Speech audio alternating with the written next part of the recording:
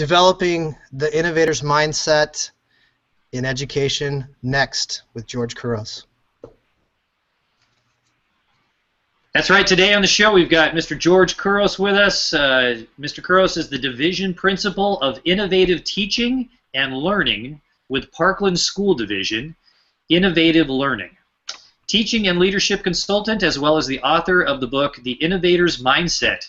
He has a passion to empower all learners in school and to unleash talent in others. Welcome to the show, George. Hey, thanks for the welcome, guys. Appreciate being here. Great. Why don't you get us started by giving us a little synopsis of your book. What is it all about? Why would teachers want to read your book? Or maybe they don't. We're starting with a tough question. Well, the book's really focusing on the notion of innovation in education, what it actually means.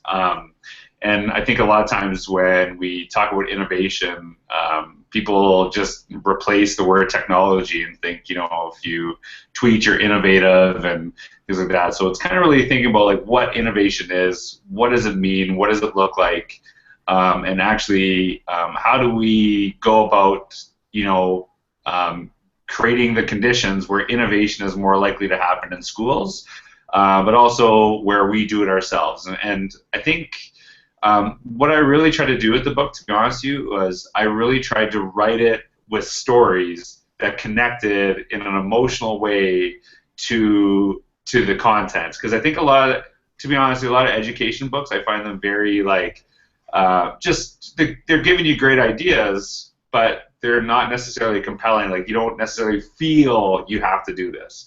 And I think that's something that I'm really passionate about. And years ago, when I started my blog with the help of so many people that you know encouraged me to get going, the focus was stories of leading and learning. And so I really try to do that. So to be honest with you, I talk about my family in it. I talk about modern culture. Like I have like a Carly Rae Jepsen art reference. I think I have like a Ricky Bobby reference in there, and just things that actually people see in their everyday lives, but then really trying to make the the argument on how these things and how these trends or these things that we're seeing are really important to education, and how how we can embrace them. So I try to make like a story type, like a nonfiction book that's really trying to have a compelling message as opposed to just ideas. But I think there's a lot of really practical ideas in there as well.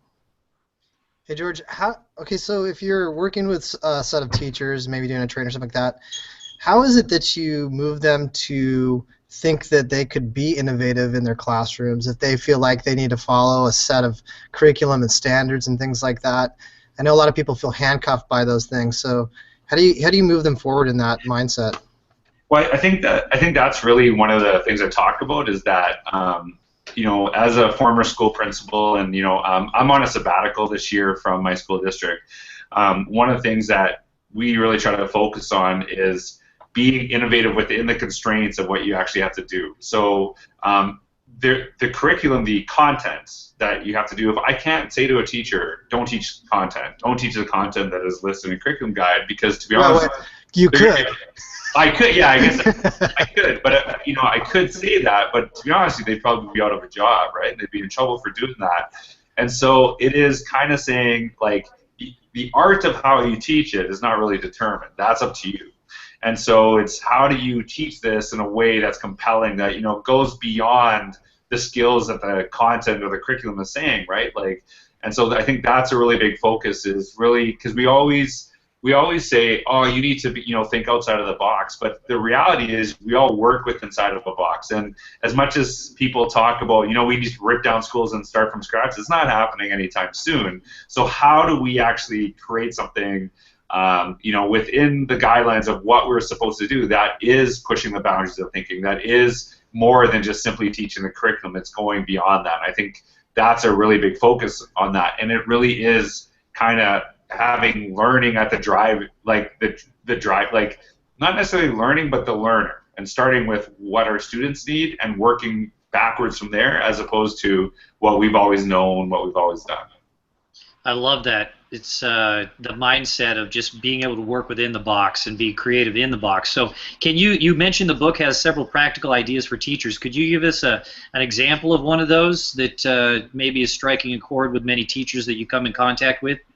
Well, I try to talk about, like, for example, one idea I talk about is like embracing an open culture, and really, tapping into how easy it is to connect with other people. And like a really simple idea that really would not take much for people to do is that if you tweeted one thing a day that you're doing in your classroom, and you shared it to like a school hashtag, you shared it to that once a day, just one tweet a day, but you took a few minutes every day to actually read the tweets that other teachers in your own building are sharing. What would that do for learning and culture? And what I probably wouldn't see if I did that at our school is teachers saying, "Hey, look at Billy just knocking it out of the park on this worksheet." Like that's not what they're going to share. They're going to share what they think is really valuable practice. And the way I look at it is that it really is going to push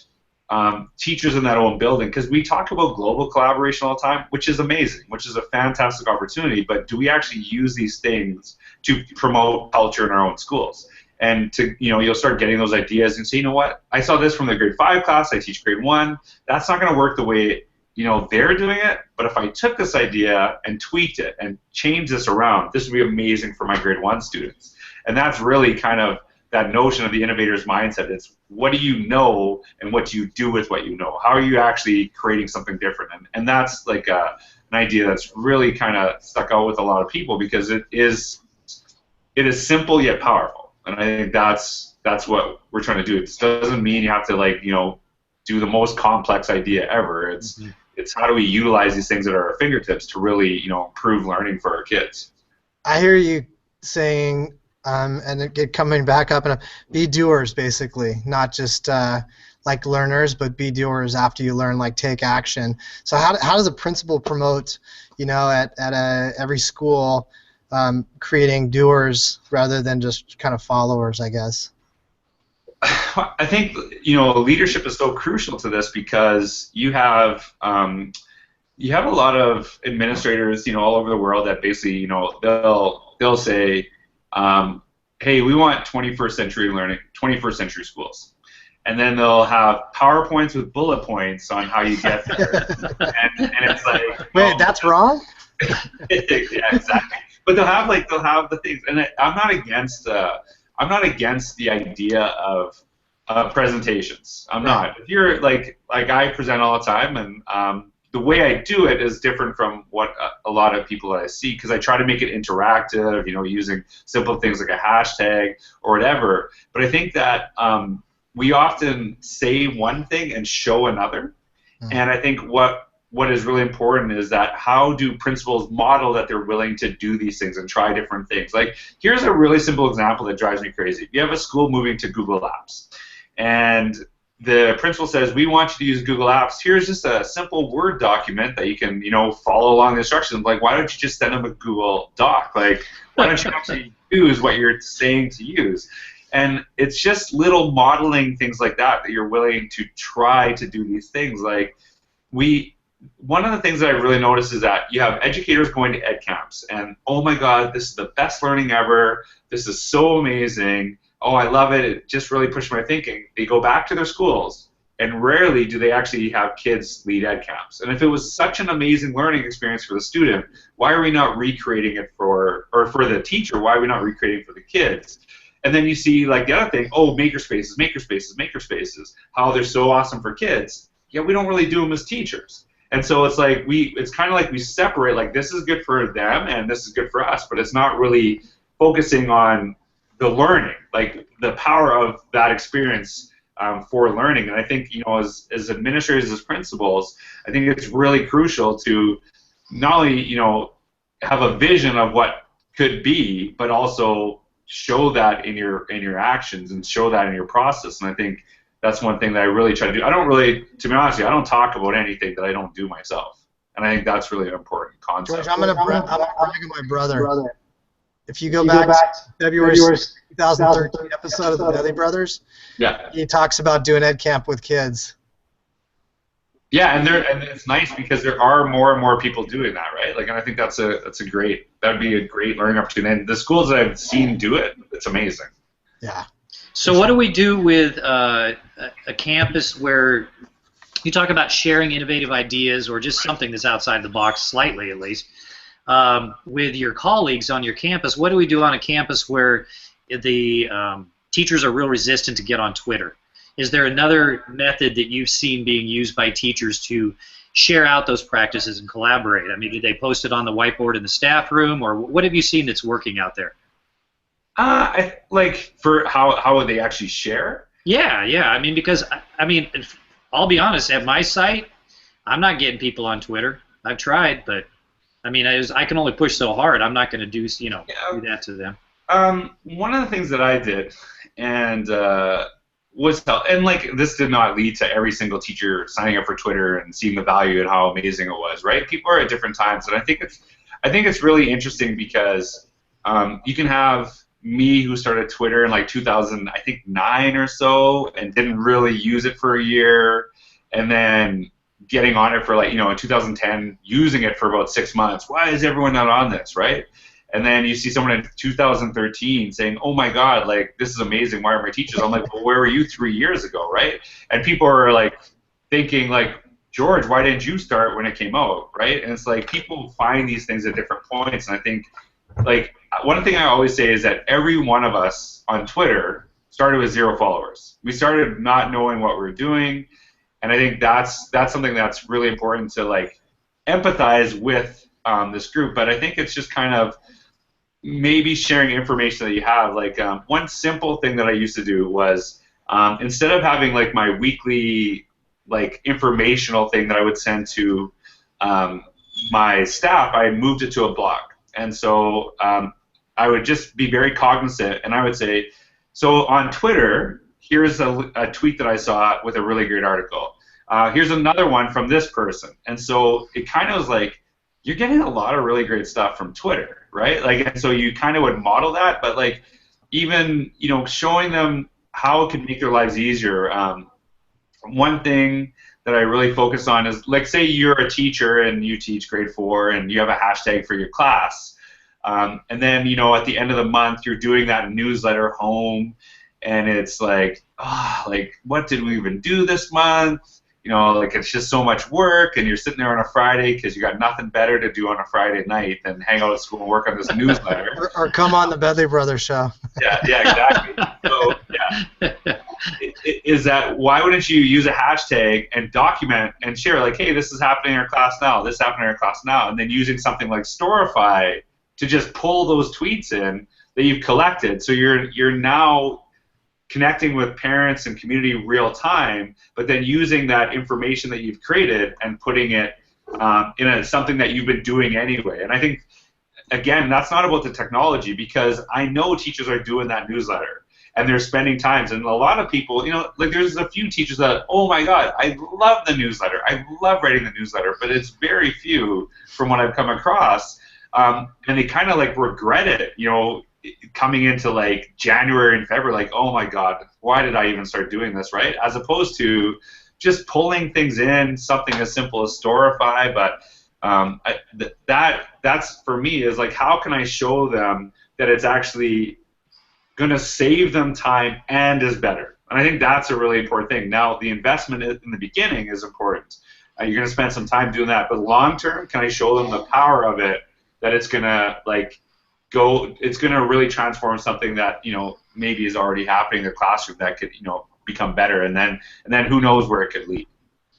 I really like, George, that I think your message is first of all meet people where they're at, and then show them by inspiring them in some way. And I think that's a cool place, because my brother took 2 years convincing me to get on Twitter, and I said no one wants to know when I'm like picking up cheese at the market or anything like that. So it is changing their perception by letting them see the quality kind of shares and information that's out there. Yes, I love that idea. Just sharing out, what you found on Twitter. Simple but genius. I love it. Well, and it is like, it's kind of interesting because what I found was when I shared somebody from the United States who said something I've said 10 million times, it was like, oh my God, did you read that tweet? I'm like, yeah, I did. Remember when I said that? Like now all of a sudden it was the most brilliant idea, but it's kind of like. Sorry about that, George.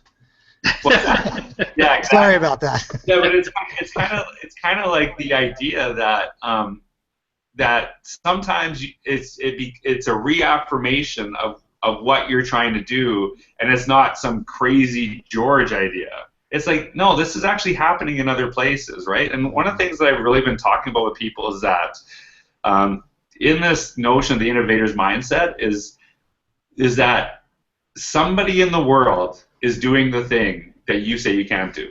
That somebody's doing it. And I think that's a really important concept. And with the same constraints, sometimes even more constraints, and they're doing these things that are so impossible in your mind for you to do. And I think that's a really impossible thing. And sometimes when we expose these ideas of what other people are doing, it's like, wow, like, and you try to get people to see themselves in that picture as opposed to, oh, well, that school has this, that school has this. It's like, no, they still go through a lot of things that we have to go through, and they're doing it, right? And I think that's a shift in thinking. Yeah, well, you're pulling their excuses, and so and you're providing the inspiration at the same time. So those people have to really kind of step up and say, oh, okay, I can't use this for an excuse in this. I better do something about it, and it's important for my students now. Yeah, and I think one of the things I talk about in the notion of innovation is that it has to be new and better. Can't simply be change for change's sake. And so I talk about innovation being either iteration or invention. So it can be something totally brand new that you never thought about, or actually just tweaking something that exists. But it has to reach those components of being new and better. Can't just be new, right? And I think that's something that's really important to identify. Totally makes sense. Hey, you mentioned that your book has several stories in there. I think we all like a good story. You want to share just one of the stories from your book briefly for us? Well, I actually really start off talking about my parents, to be honest with you, and they're immigrants from Greece, and talking about my dad, how he came over to Canada and coming out of a war in Greece, only having a grade 2 education, not being able to read and write any language, not being able to speak English and French, or when he comes over to Canada. My mom's actually hovering around here right now, so she's visiting, and so she's really interested in that. And so I talked about that idea and what was really. If you think about this, my dad starts off as like a dishwasher, becomes a salad chef, and then he owns a restaurant with my mom for like 30 plus years. And what he saw was change as an opportunity to do something amazing. And he embraced those obstacles. And then we freak out because we're going to move from Word to Google Docs. And that's the worst thing that's ever happened to anybody. And you think about how ridiculous that is compared to, what our families did. And it's like it was that thinking to actually create those things. And I think that, like, when you start thinking about what other people did and what we complain about, it's ridiculous that, I remember my mom getting mad because, we're making long-distance phone calls, and she couldn't call Greece that often because of how expensive it was. Now we can just FaceTime people, and, it's just like, it's an amazing thing to actually see, right? I think that's pretty powerful.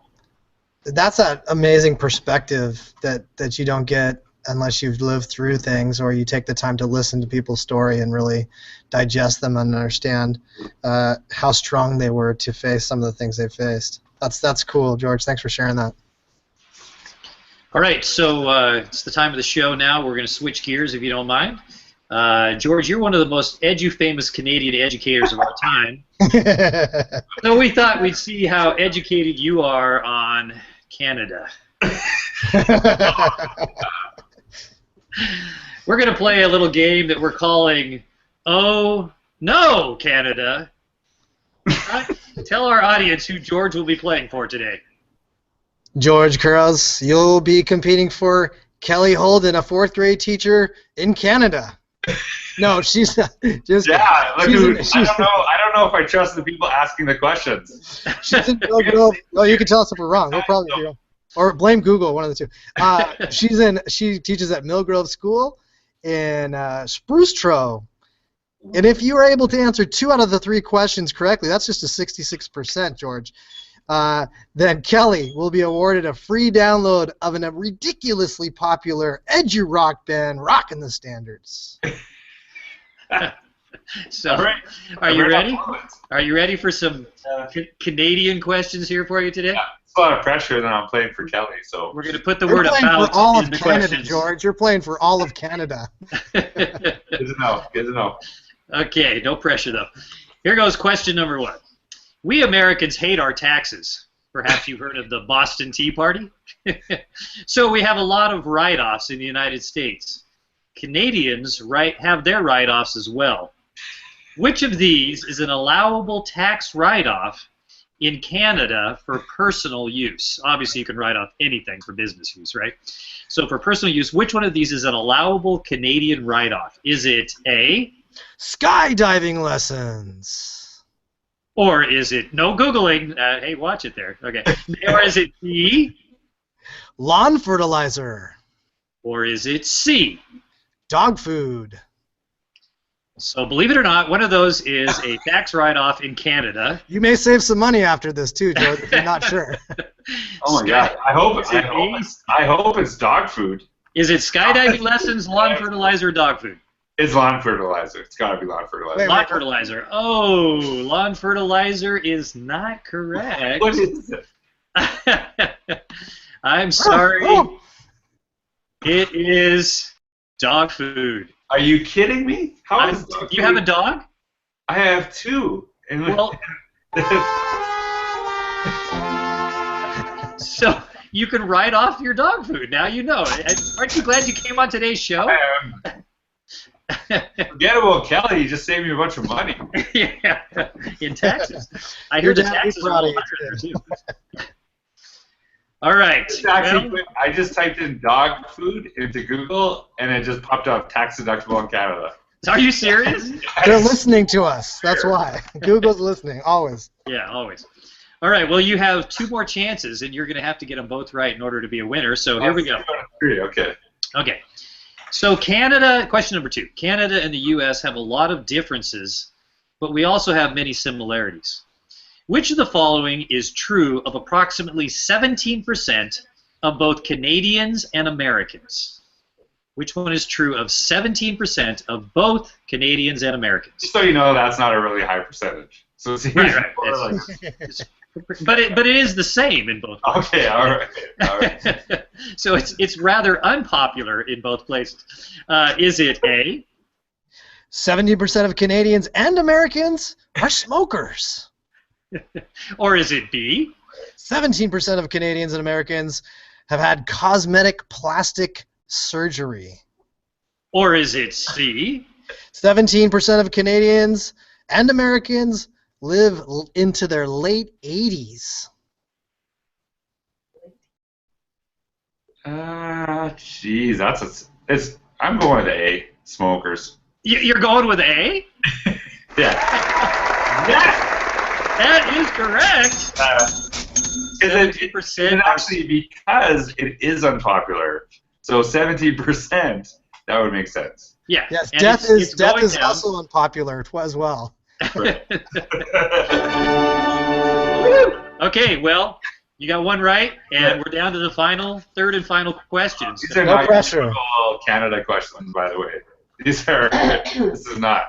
It's like, what's the, like, I thought you were going to just ask maple syrup things. Yeah. What's the most famous beer in Canada? How do you pronounce about correctly? Okay. How did they come up with the spelling of Canada? C-A-N-A-D-A. Here we go with question number 3. I'm sure you've heard about this. Vancouver is, of course, famous for its annual bathtub race. You must have heard of this. No, I have no idea. You haven't been in the bathtub race? No. Oh, okay. Well, it's a crazy competition that started as Nanaimo's centennial event in 1967. The first year, so it's been going on since a long time. Before you were born. Since before you were born, George. The first year, close to 200 tubbers raced a 36-mile course in converted bathtubs, and only 48 finished. Today, toward the end of each July, the high-performance bathtubs cover the 90-minute course the last weekend of July as part of the weekend-long Nanaimo Marine Festival. Wow, this is really a good question. Wow. This is Okay. really obscure. So now that you know that, here's your question.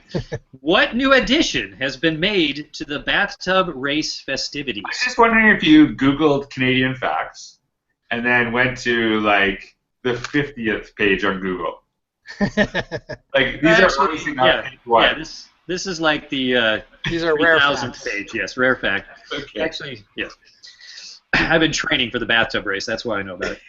So we're looking for the new addition to the bathtub race festivities. Is it A? The event now includes a bathtub parade. Okay. Or is it B? The event now includes a bathtub decorating contest. Or is it C? The event now includes a bathtub demolition derby. So your three choices are the event now includes a bathtub parade, or is it a bathtub decorating contest, or it is a bathtub demolition derby? You're totally cheating. I would have said A anyway. So it is A. You want to say A?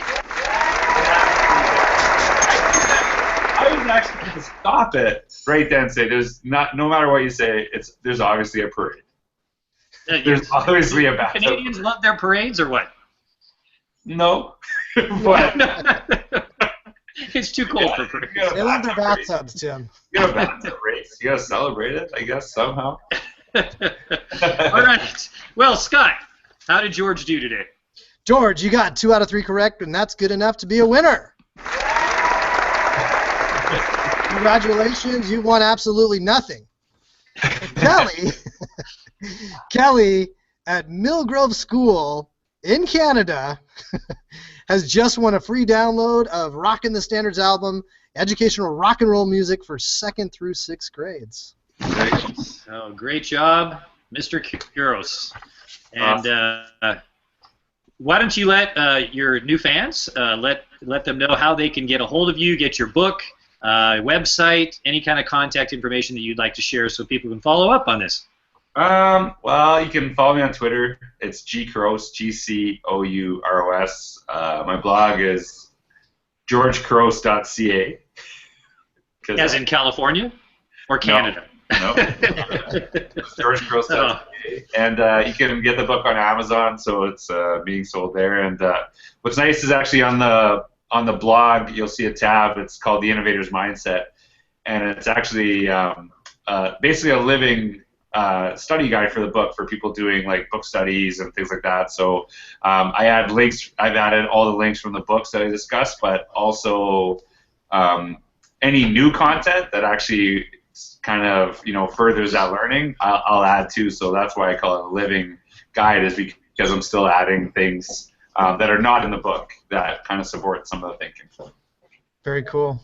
Awesome. Hey, George, thank you so much for coming on. We appreciate the time. My pleasure.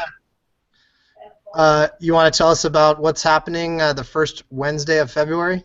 Yeah, every year, the first Wednesday of February coming up is Global School Play Day, and you can go to globalschoolplayday.com to get involved. This is just a way to get word out that kids they need to play. They need unstructured play time, and there's a decline of play in the culture of America, Canada, many places around the world.